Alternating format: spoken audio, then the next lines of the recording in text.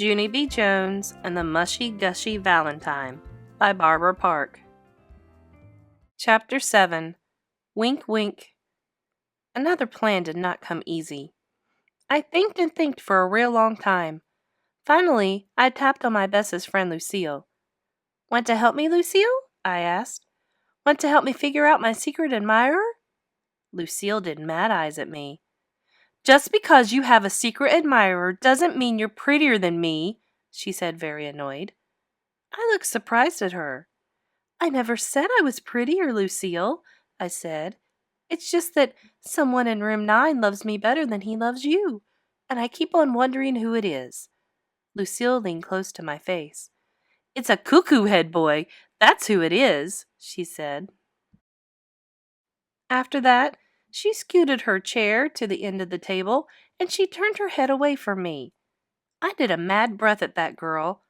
"Keep acting like that, and you'll be sweeping your own castle," I said. After that, I looked all around room 9, and guess who I saw? I saw Crybaby William, that's who. Crybaby William sits right behind me, and is the shyest guy I ever heard of, and so maybe he might be my secret admirer. I spinned around in my chair and waved at him. "Hello, shy boy," I said real cute. William looked nervous of me. "What do you want?" he said. I wrinkled up my nose very darling.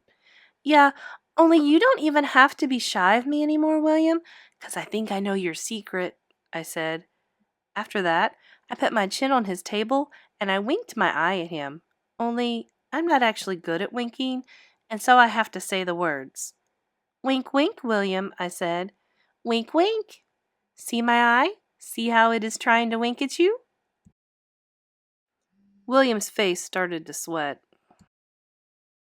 "Turn around, please," he said. I did a giggle, 'cause that admirer boy was shyer than I thought. "You are a silly sausage, William," I said. Then I tried to tickle him under his chin, but William swatted my hand away. I tapped my fingers on the table. "Okay, here's the thing, William. Swatting my hand is not actually that admiring, and so please do not do that again." After that, I tried to tickle his chin again, but this time he ducked under the table. I did a frown, 'cause something did not seem right here. Finally, I bended my head down and I peeked at him. "I'm going to take a wild guess here, William. You're not actually my secret admirer, are you?" I asked. "No," said William. "No, no, no." After that, I did a big sigh, and I turned my chair back to my own table. I looked all around room 9 again, and guess what boy I saw next? I saw Polly Allen Puffer, that's who, and he is always teasing me, and so maybe he is my secret admirer. I zoomed to his table speedy fast. "Wink, wink, Polly Allen Puffer," I said. "Wink, wink, wink." "What's wrong with your eye?" he said. I puckered up my lips, and I blowed that guy a kiss. "Thank you for the beautiful Valentine, Paul," I said. Polly Allen Puffer looked strange at me. "Paul? Who's Paul? What beautiful Valentine?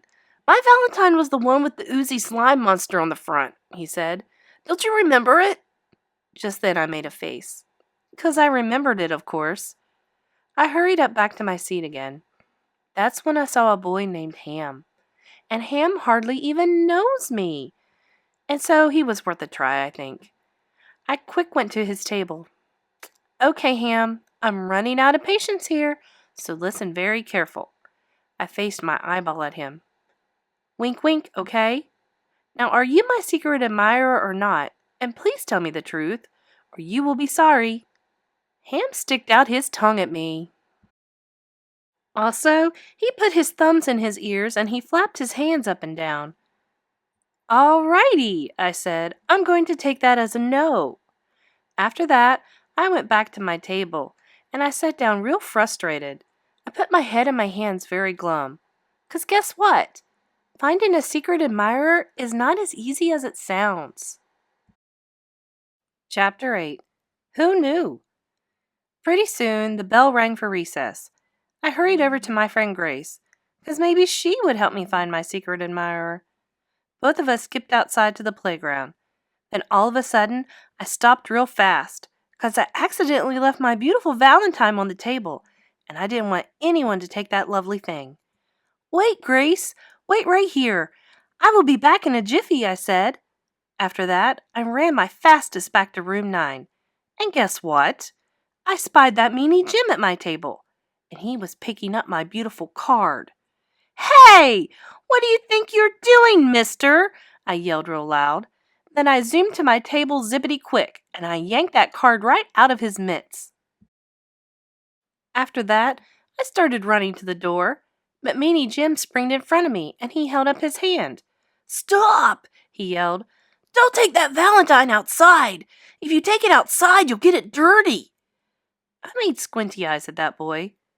No, I will not get it dirty, I said back. And anyway, that is not your beeswax, Jim. Jim stamped his foot. Yes, it too my beeswax, Junie B. Jones, he yelled. That card costed me a whole month's allowance, and I don't want you to get dirt on it.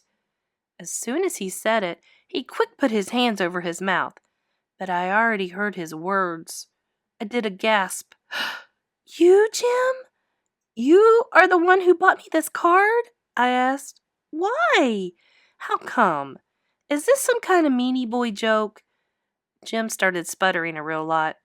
Yes, no, I didn't buy that card. It just looks like it costed a lot of money, that's all. And whoever bought it spent his whole allowance, I bet. I kept on staring at that boy, 'cause something smelled like fish here, that's why. But if you're not the one who gave me that Valentine, then how come you're acting so funny, Jim? I asked. And how come your words are sputtery and nervous? And how come your face is reddish and blotchish? Just then, Jim clunked himself on the head. Darn it! I knew I'd ruin it. I always ruin everything. Now everybody in room 1 will know that I like you, and I wanted it to stay a secret, he said. All of a sudden, my whole face felt happy. You like me, Jim? You really, really like me? 'Cause you never acted like you liked me. And so since when did you like me? That's what I would like to know. Jim's face got a silly look on it. I've always liked you, he said real quiet. I just act like I don't like you so nobody will know I like you. I looked confused at him. But if you like me, how come you always call me names? I asked. Jim shrugged his shoulders. Because you call me names, he said. I did a big breath. Yes, Jim, I know I call you names, but that's because you started it first, I explained. No, I did not, he said. You started it first. I shook my head. No, Jim. You did, I said. No, Junie B, you did, he said back. No, you did. No, you did. No, you! All of a sudden, Jim raised his hand in the air, and he waved it all around. I called on him. Jim, I said. Maybe we both started it, Junie B, he said. Maybe we both started calling each other names on the very same day. Just then, I started to smile, 'cause that would be fair of us, I think. After that, I skipped around him in a happy circle, on account of this was a nice development. I grabbed his hand. Hey, Jim, let's go tell Mrs. that we're friends. Want to? 'Cause she will get a kick out of this probably, I said. But all of a sudden, Jim plopped down on the floor, and he wouldn't even budge. I stared and stared at the top of his head. Okay, this doesn't actually seem like that good of a start for us, Jim, I said. He looked up at me. I know, he said, but I can't tell the teacher that I like you. I can't tell anyone. If I tell people, it will ruin everything. I wrinkled my eyebrows. Everything like what? I said. Like, all my friends will know. I like girls, and that will be embarrassing, he said. Plus, room 9 won't ever be the same again. I didn't understand. Why, Jim? Why won't it be the same? I asked. Because it will be dull and boring, that's why, he said. Because if you and I like each other, then I won't tease you anymore. And if I don't tease you, then you won't tease me back. And that means you won't shout silly, funny stuff at me that makes people laugh.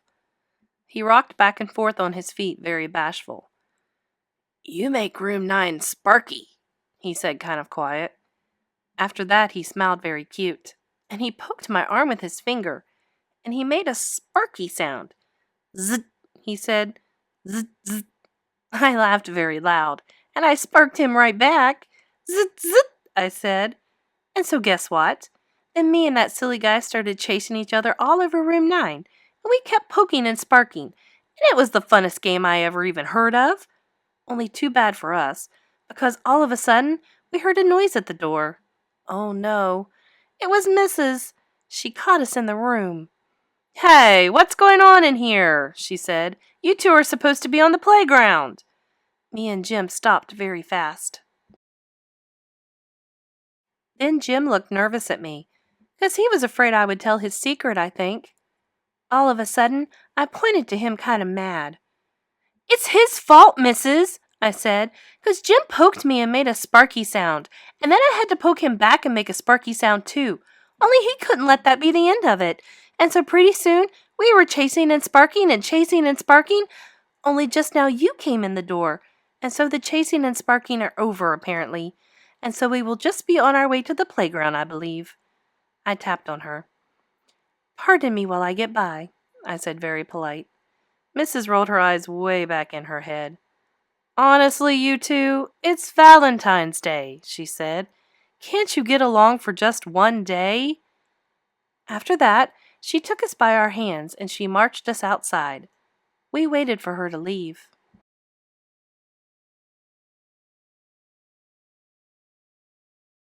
Then he looked at me kind of shy. You did good, he said. Thank you for not telling my secret. I smiled at that nice boy. That's okay. Thank you for my mushy gushy valentime, I said back. After that, I faced my eyeball at him. Wink, wink, Jim, I said. Wink, wink, wink. And guess what? Jim pointed his eyeball right back at me, and he winked very perfect.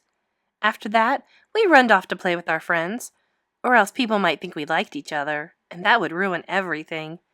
That is how come I never ever told anybody about Jim's secret, not even my bestest friends, Lucille and Grace, 'cause Meanie Jim is the bestest secret admirer I ever had. And guess what else? Room 9 is still staying Sparky. Zzz.